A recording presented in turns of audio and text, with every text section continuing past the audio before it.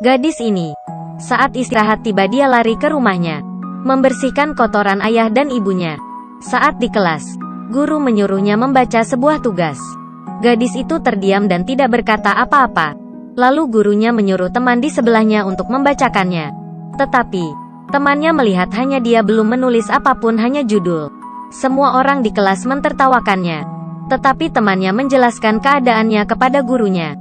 Selain pergi ke sekolah, dia juga harus mengurus rumah, memberi makan babi, menggunting rumput, memotong kayu. Dia juga harus mencuci sayur, memasak, membuat obat, dan mencuci baju. Mendengar perkataan temannya, anak itu merasa sedih. Namanya adalah Peng Caijin. Ibunya dengan disabilitas. Dia hanya bisa menggunakan kursi roda. Ayahnya menjual tofu untuk mencari uang. Tetapi suatu saat, dia mendapat kecelakaan. Sepeda dan dirinya jatuh. Untungnya, dia masih bisa tetap hidup. Tetapi tulang belakangnya mengalami masalah. Sangat sulit untuk berdiri. Karena kejadian ini, keluarga yang tadinya sulit menjadi lebih sulit. Setelah itu, anak ini harus melakukan semua pekerjaan rumah. Pagi hari dia harus pergi ke sungai untuk mencuci pakaian. Kemudian dia harus pergi ke gunung untuk mengambil sayuran makanan babi.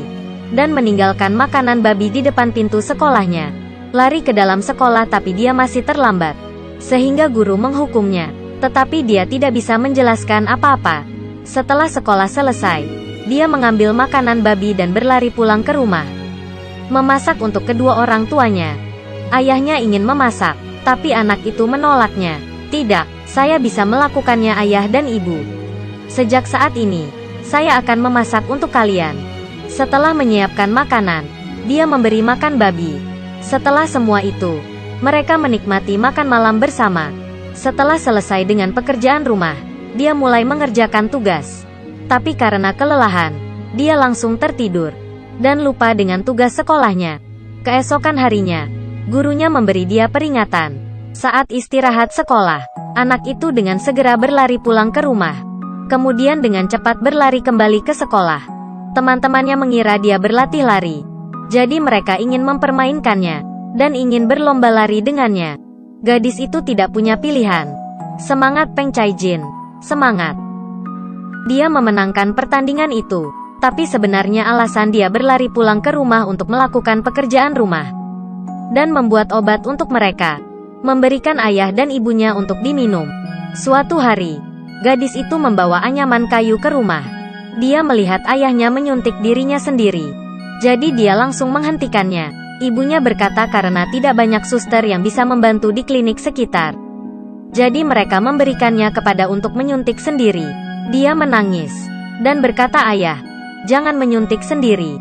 Malam hari, ia menyalakan lampu dan mencoba untuk belajar bagaimana cara menyuntik.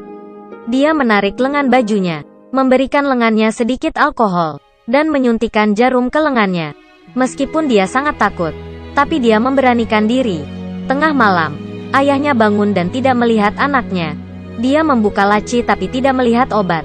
Jadi dia berdiri dan mencari anaknya. Setelah melihat Chai, dia sangat kaget dan jatuh ke lantai. Anaknya mencoba membantu ayahnya. Ayahnya melihat luka di tangan Chai. Dia menangis dan menyalahkan dirinya sendiri. Chai mencoba menenangkannya. "Ayah, ini tidak apa-apa, tidak sakit. Ini hanya seperti gigitan nyamuk." Melihat anaknya yang sangat baik, ayahnya merasa sangat bersalah pada dia dan tidak bisa berhenti menyalahkan diri. Ayah dan anak ini saling berpelukan. Sekarang Chai tahu bagaimana cara menyuntik. Dan setiap hari, dia menyuntik ayahnya. Semua orang di desa memuji ayahnya karena memiliki anak yang hebat. Setelah kelas, guru memanggilnya.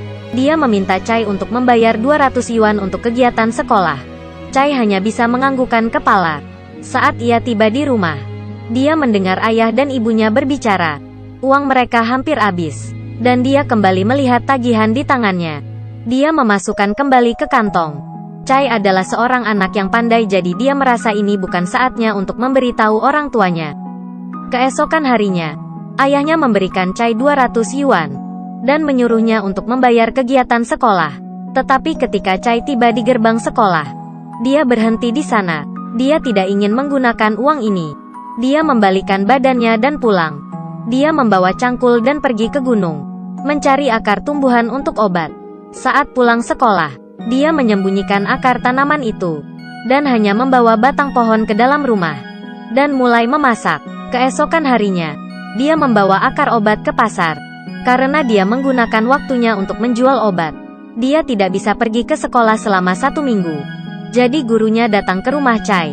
Orang tuanya tidak tahu bahwa Chai tidak bersekolah. Ketika Chai membawa batang pohon pulang ke rumah, dia melihat guru dan orang tuanya di sana. Dia tidak bisa berkata apa-apa. Tapi gurunya bertanya. Chai mengatakan yang sebenarnya. Dia mencari tanaman obat dan menjualnya untuk mencari uang membayar kegiatan sekolah. Orang tuanya sakit, dan tidak bisa bekerja. Jika dia tidak mencari uang, siapa yang akan mencari uang? Setelah berbicara, dia memberikan uangnya kepada guru. Gurunya merasa terharu dengan kejadian ini dan memeluknya. Dokter berkata penyakit ayahnya semakin serius. Ibu dan Chai hanya bisa menangis. Tapi, Chai tidak menyerah.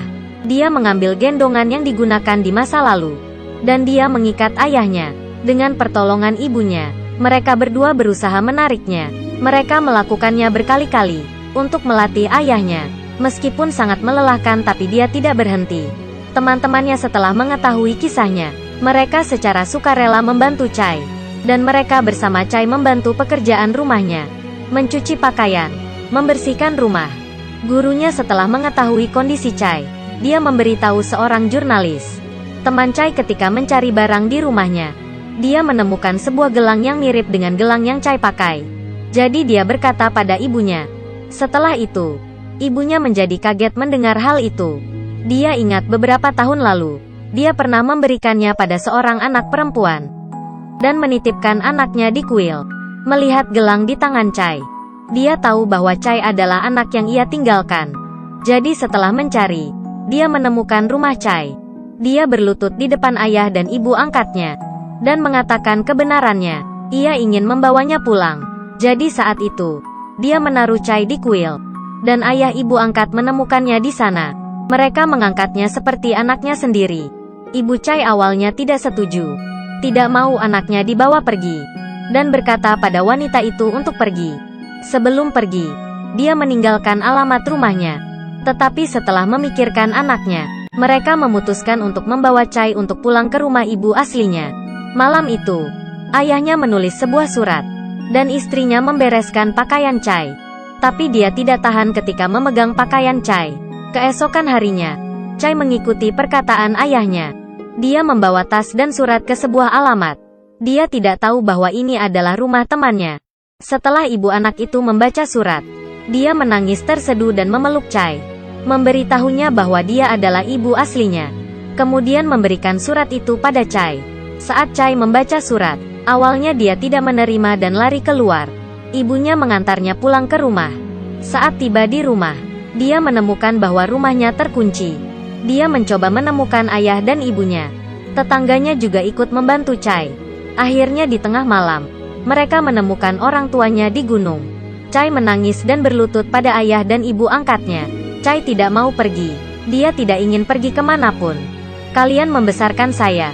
Jadi kalian adalah ayah dan ibu saya. Saya tidak akan pernah meninggalkan kalian. Saya ingin hidup bersama ayah dan ibu.